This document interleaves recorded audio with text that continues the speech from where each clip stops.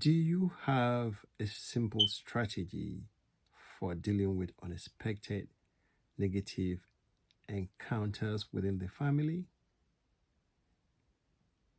I mean, those times when a seemingly normal, happy, positive family interaction goes south. This could be in the middle of a family trip when one person wants a quick stop for fast food and the other person wants to go home immediately. Has this happened to you? Have you had this kind of experience, especially when you have kids in the car, right? There are so many different things everyone wants to do.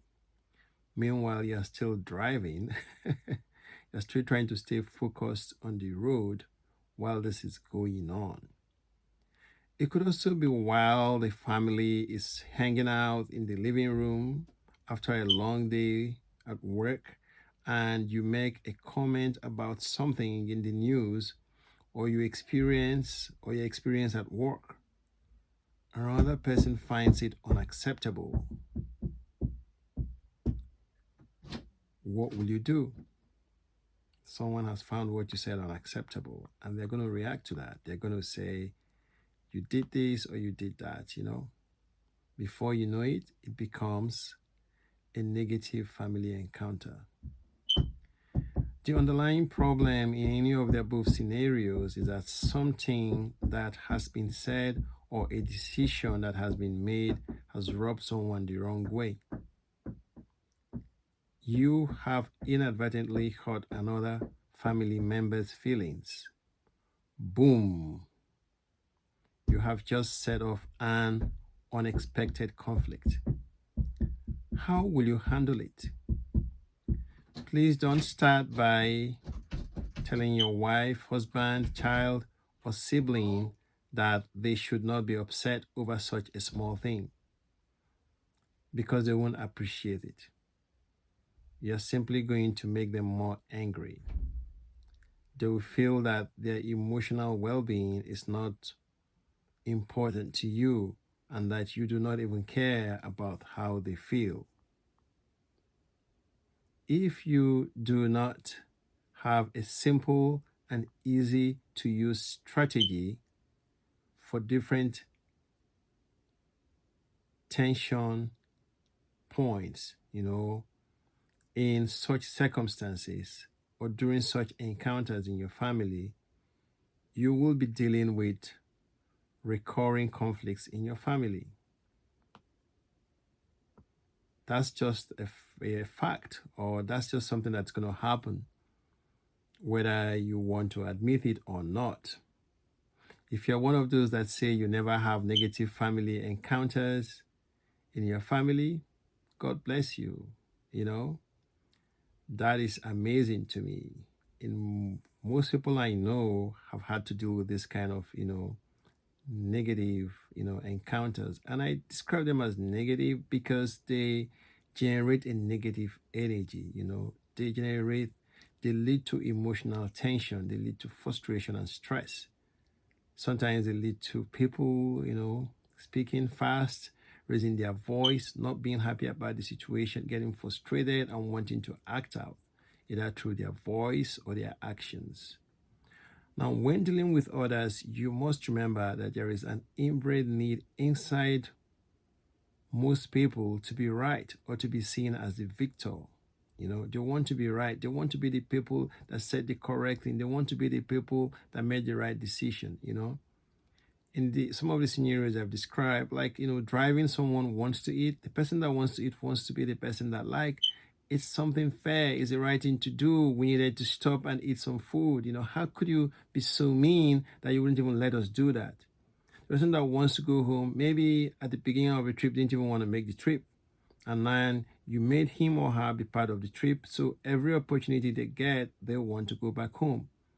Though, from experience, you might remember that it's the same people that when they eventually get to that destination would have the most fun from it. But in the process of getting it done, of moving from point A to B, they don't want to be part of it. You know what I mean? It's like those people who don't want to help at all when you're cooking, and then when one of the food is done, they want to be the first people on the table, right, to enjoy it. Anyway, back to what I was saying, there is an inherent need in most people to be right, or to be the victor. This is one of the main reasons why conflicts occur and why so many conflicts are never resolved. Instead, they boil and cause resentment and anger between family and friends for years. Now, the problem with this kind of situation is that it leads to chronic stress. If there's resentment and anger, it leads to frustration and stress. And stress, as you very well know, doesn't spare you. It's going to affect every organ in your body.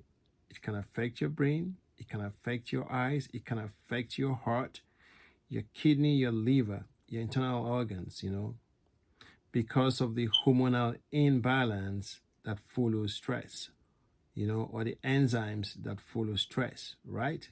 It's going to affect your body because it's not going to be in a state of equilibrium, or homeostasis, you know. So it is important that you find ways to deal with stress and you have some strategies to do it. This is part of the reason why I'm sharing this with you today.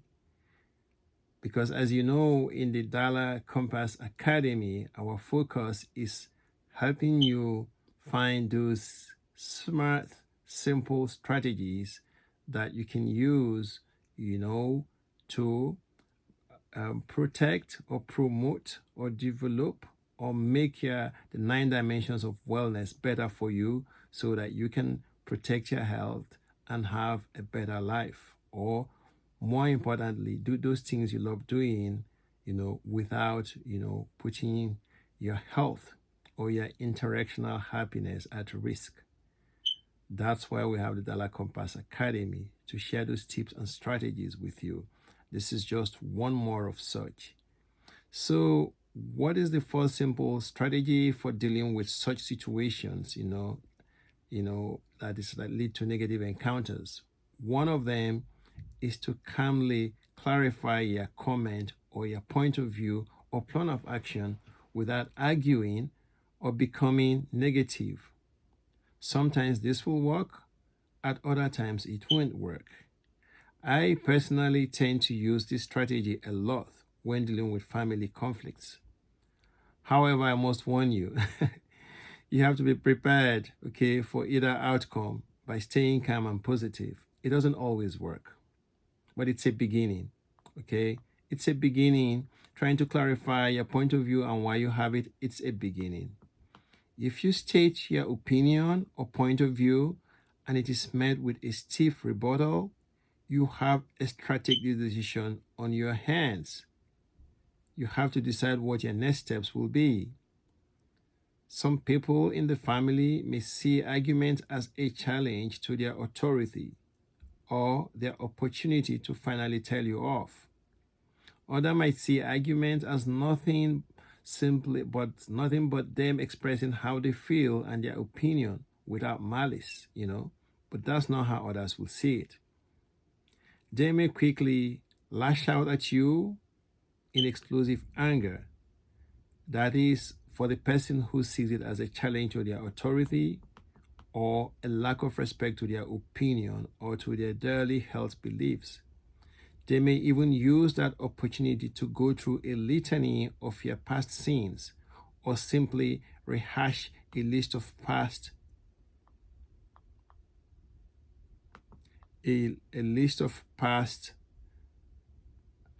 grievances against you. Okay? Don't take it personal. Don't.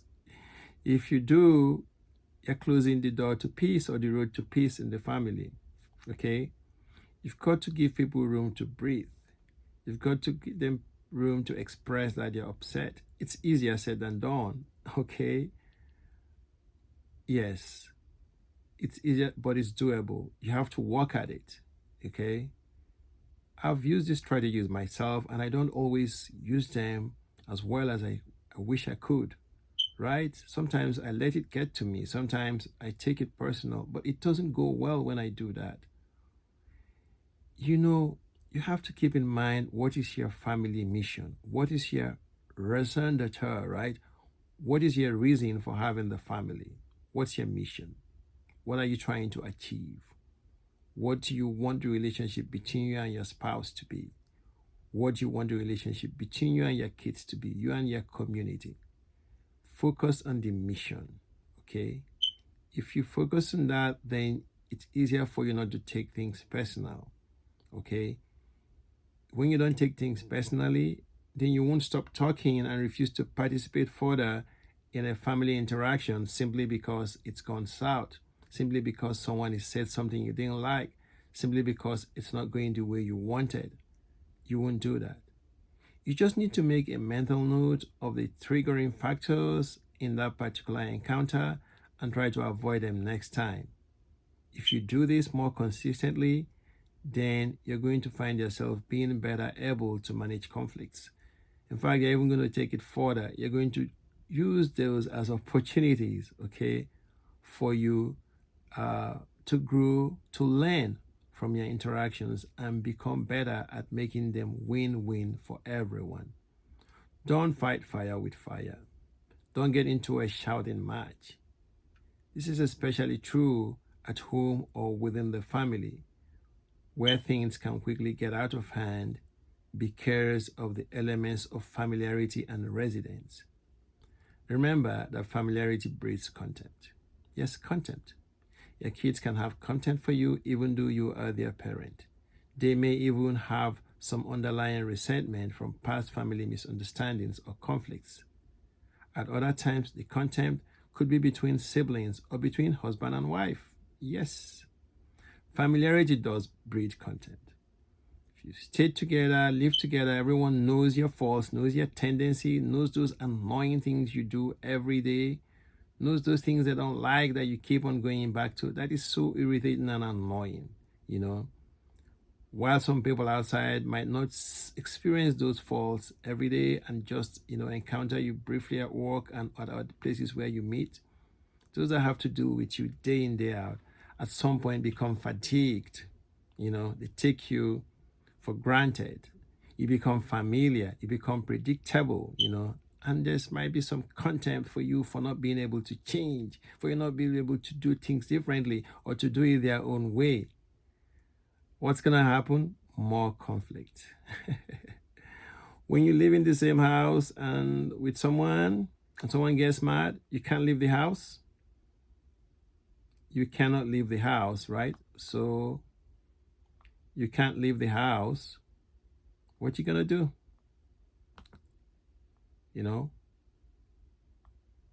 Well, you can change your location.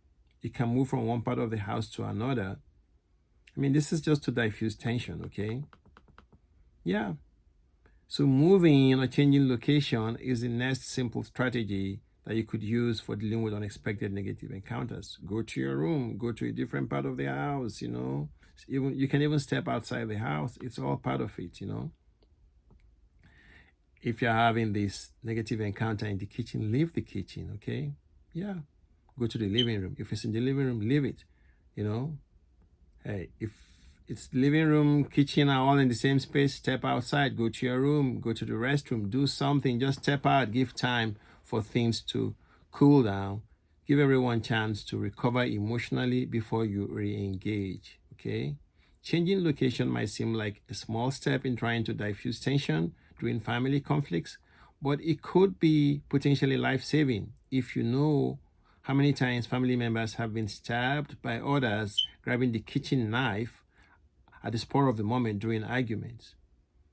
If you doubt what I'm saying, Google it, okay? Just Google something like dad stabbed or mom stabbed or family, stabbings. Just Google that and you'll be shocked, how many times things have gone south, Too many stories, husband and wife going out together, having a drink, sharing, even date, or then come in, they start arguing in the garage door, they step into the kitchen, and because the woman has been stabbed because someone, just couldn't handle, the negative family encounter. Don't put yourself in that position. Okay? Yeah. Of course, I'm not blaming the person that got stabbed, no. But I'm saying that moving or changing location is one option,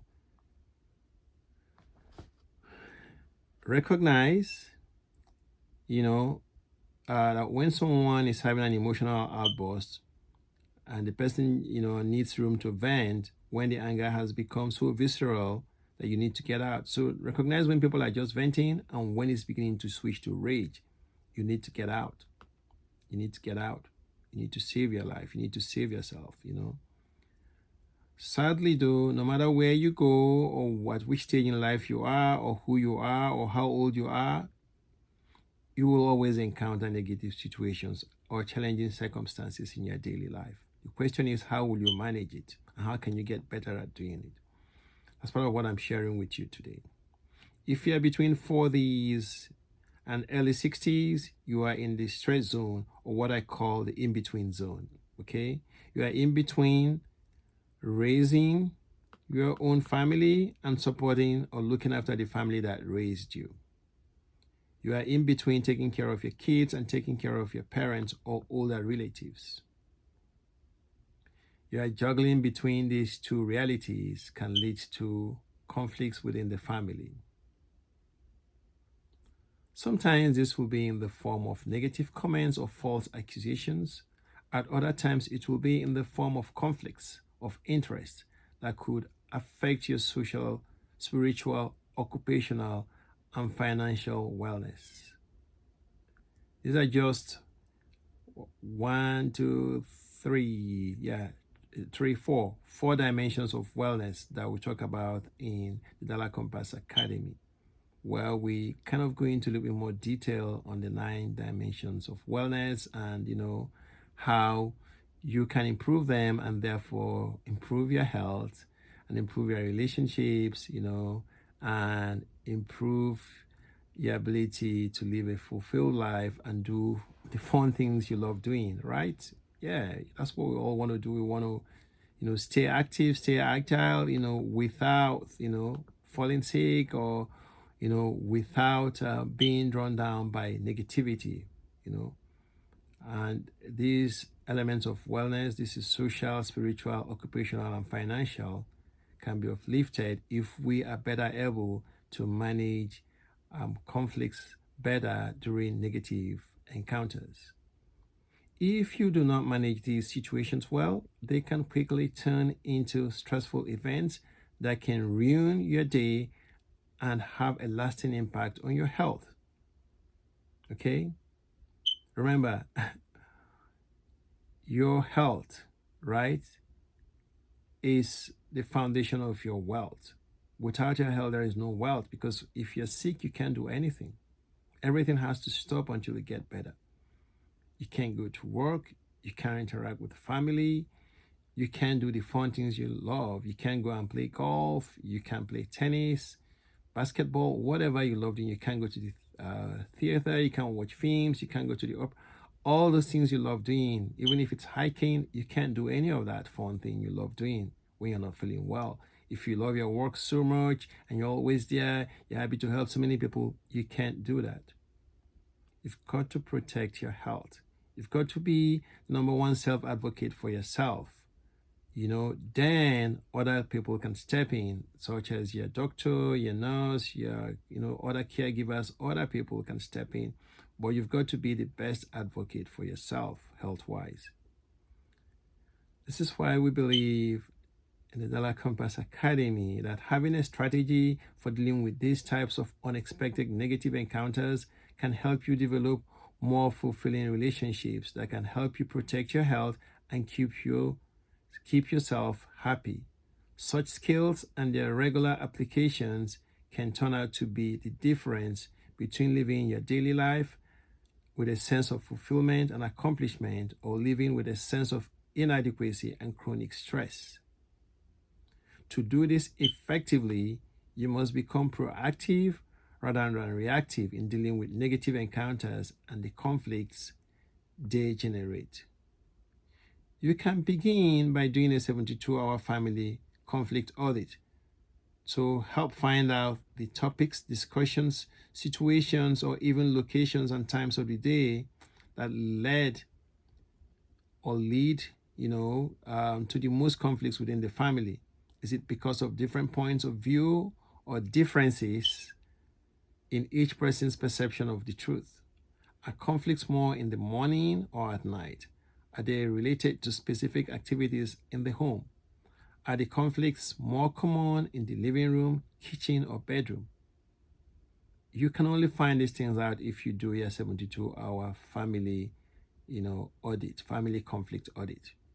The more you understand the patterns and circumstances that are unique to you or to your own experience of family stress, the easier it will be for you to manage conflict in your family. One problem with dealing with inherently negative situations is that it invariably entails dealing with people with different points of view, traits, and personalities. Some people seem to enjoy making others uncomfortable, subconsciously or unconsciously. They just love it. They love putting you on the spot, love pointing out your faults. They have a hold, no prisoners kind of approach to things. They shoot first, then think later. And some of these people could be family members. What you gonna do, right? You can't get rid of them. You can't say no. You can't say they're not your friends. You can't say they're no longer family. They're family. They're not friends. You can't say, okay, I'm done with this. No, they are family. You've got to figure out how to manage the situation, right? Yes, you've got to. Okay? Yeah. When I talk about getting rid of, what I mean is you cannot stop being friends with them. You cannot stop being part of their life. That's about it.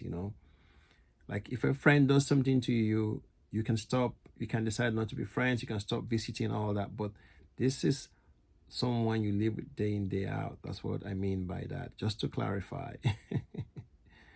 No violence, please. Some people seem to enjoy making others uncomfortable. They enjoy being right and making sure that you are completely wrong. There is no middle ground. They like making a difference of opinion appear as if it is as evidence of incompetence or proof of idiocy. Having the right skills to deal with such encounters will help you become more able to turn such differences of opinion or approach into a positive experience for everyone involved. Don't interrupt those venting or simply having an emotional outburst. Hard as it may be for you, if you are a parent on the receiving end of this kind of outburst, your best bet would be to keep quiet and listen. It may help to calm things down. I compare emotional outbursts to cleansing of a wound or the drainage of an abscess. The first has to occur before healing can take place, right? If someone has an abscess, we have to, let it drain. If not, it's pretty hard for it to heal. So the same thing with emotional outbursts. There's been some, imbalance, in the relationship, internally, right?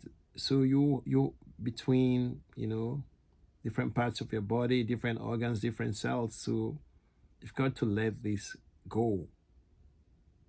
If not, the neuropsychophysiological imbalance that results will lead to more problems for you.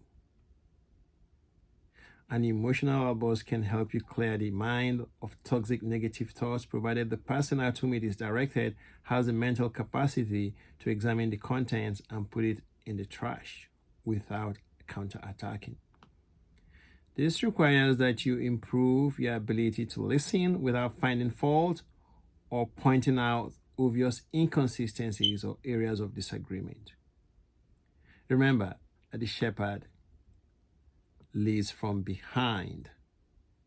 You don't have to say everything you know or believe during an argument or disagreement with others. You don't have to. Keep your eye on the goal, mission focus. Okay? The mission here is a happy, functioning family where everyone achieves some form of fulfillment, okay, while striving to be the best they can be, while protecting their health. Okay, that's what we want. That's what we want to get out of the family. It should be an environment that is engaging, that is a fertile ground. It's like a garden where every tree, every plant can grow, even they are different, bear their fruits, and add to the beauty of the whole thing that we're doing together as a family, right? So the shepherd leads from behind. If you are the head of the family, you have to be able to do that. And everyone can contribute to making things better, even if they're not the head.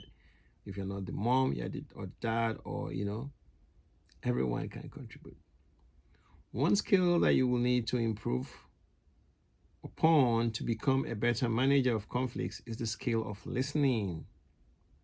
You must have the ability to patiently listen to others and to yourself, even when they are saying things you completely disagree. That is, listen to others even when they're saying things you completely disagree with. Don't cut people off. Don't prevent people from finishing their sentence, just because you're upset or you don't like the direction of what they're saying. Be patient, be respectful. Even if you're older, okay? It takes a while to be able to do this, okay? But you can. Again, what's the main thing? Mission focus. Why are you having this interaction? Why are you having this discussion? What do you want to get out of it? If what you want to get out of it is shouting people down, stopping them from talking, then don't listen. If you want to get out of it is know what is driving the other person's viewpoint and what's important to the person, then you have to listen. Okay? Excuse me. Ask questions that show that you have been listening. This will help you identify the key elements of the situation while ignoring outlandish comments.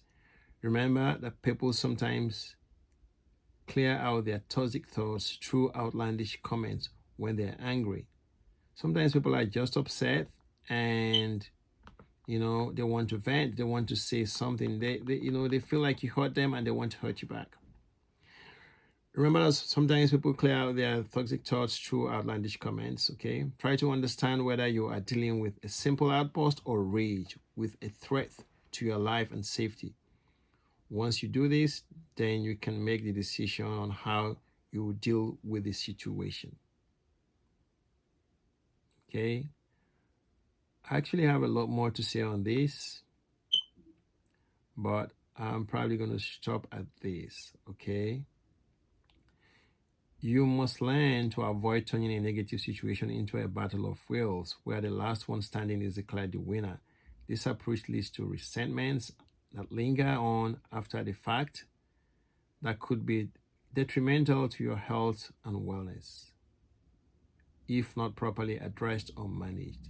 Aim to have a strategic goal of helping yourself and the person you had a disagreement with turn the negativity generated into a positive encounter so that you can both walk away happy with the outcome. Right?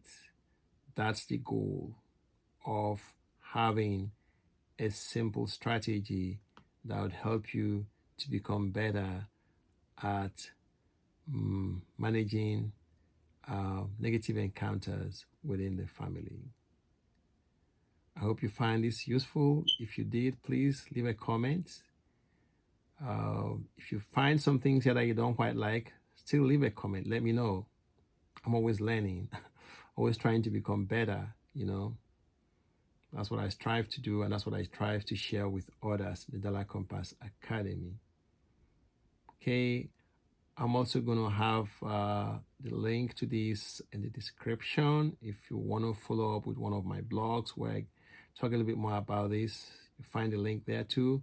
And if you would like to do the Dollar Compass Wellness Challenge, the link will also be there in the description so that you can take the training, and become better at improving all your dimensions of wellness, improving self-mastery, and living with more optimal health. All right, I'll see you next time.